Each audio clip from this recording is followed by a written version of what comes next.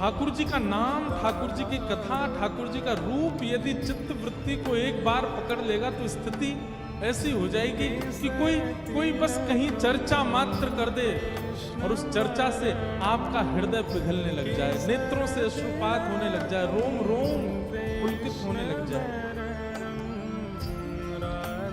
उस दासी की ऐसी स्थिति, और रत्नावती जी उसकी इस स्थिति को देखती थी। कृष्ण माधव मुरारी मधुसूदन नाम आदि उच्चारण करती और बस बैठी बैठी रुदन करती रहती। रत्नावती जी का हृदय इतना कोमल, इतना सीधा, अभी जानती नहीं है कि जिनका नाम बोलती है वो है कौन, लेकिन उस दासी की स्थिति देख करके रत्नावती जी के भी नेत्र सजल हो जाते हैं। वो जाकर के उसको थोड़ा संभालने का प्रयास करती हैं, लेकिन जैसे उस दासी का स्पर्श करती हैं, उसके संस्पर्श में आते ही उनके चित्त में भी पता नहीं क्या भावना उत्पन्न होती है, नेत्रों से आंसू गिरने लगते हैं। वो स्वयं से पूछने लगती हैं, मैं क्यों रो रही हूं, मुझे क्यों विरह हो रहा है, मुझे क्यों व्याकुलता हो रही है, समझ नहीं पाती। बंधुओं, आपका भजन मूलतः आपके अंग को लग रहा है या ठाकुर जी आपके भजन से प्रसन्न हैं, उसका यह भी एक प्रतिफल होगा कि आप जिस सभा में उपस्थित हो जाएंगे, आपकी उपस्थिति से कम नहीं तो कुछ वैष्णवों में भी भक्ति भाव उत्पन्न होने लगेगा। वो इत्र किस काम का, जिस इत्र को लगा करके सभा में गए और किसी को पता भी ना चला कि आपने इत्र लगाया था।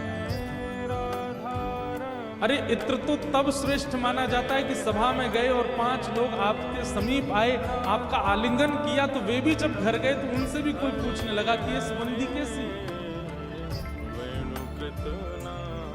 हमारा भजन हमारे वातावरण में प्रकट होने लग जाता है।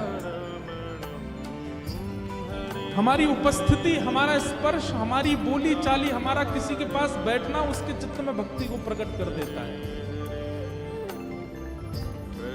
आप कहेंगे कि महाराज जी उपस्थिति से ऐसा हो, ये तो संभव नहीं। अरे हम उपस्थिति की बात नहीं कर रहे हैं, आज वर्षों बाद भी, वर्षों पूर्व लिए हुए भक्तों ने जन्म, उनका नाम मात्र लेने से भक्ति प्रकट हो जाती है। एक नाम ले दें बस, मीरा, कितनों के चित्त में प्रेम प्रकट हुआ, कितनों के चित्त में गिरधर लाल प्रकट हुए।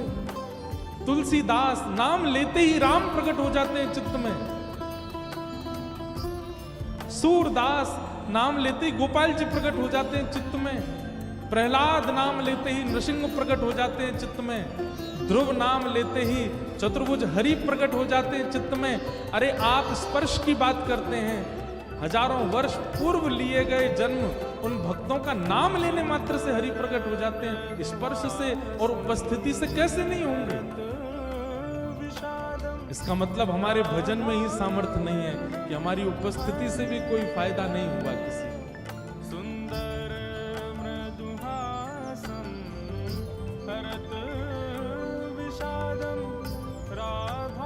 हमारे वृंदावन के, हमारे बरसाने के, नंदगांव, गोवर्धन के ऐसे कई भजनानंदी महात्माएं यदि वे अभी उपस्थित हो जाएं पंडाल में, उनकी उपस्थिति मात्र से पूरे पंडाल के वैष्णव भक्तों में एक अद्भुत प्रेम का संचार हो जाएगा, उपस्थिति से।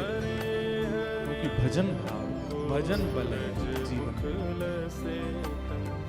रत्नावती की वो दासी है तो दासी, पर उसका भजन बल ऐसा है कि एक राजवंश के भोगों में सदा लिप्त रहने वाले लोगों में जन्मी रत्नावती, उसको देखने मात्र से नेत्र सजल होते हैं। और स्पर्श करके तो रत्नावती ऐसी व्याकुल हो गई, स्वयं से पूछ रही हैं, मैं क्यों रो रही हूं, मुझे इतना रोना क्यों आ रहा है? अरे नाम तुम बोलती हो, नेत्र मेरे सजल क्यों होते हैं? दासी को जब चेतना आई तब वह बताती है कृष्ण कौन है, उनका स्वरूप कैसा है,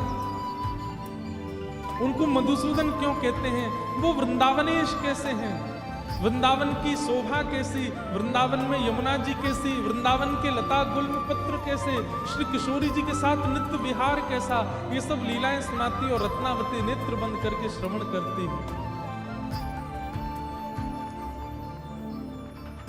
सत्संग सत्संग होता है, उसमें कोई बड़ा कोई छोटा नहीं होता है। एक दासी की कृपा से एक महारानी भक्त हो गई। ये रत्नावती जी के चरित्र में आता है।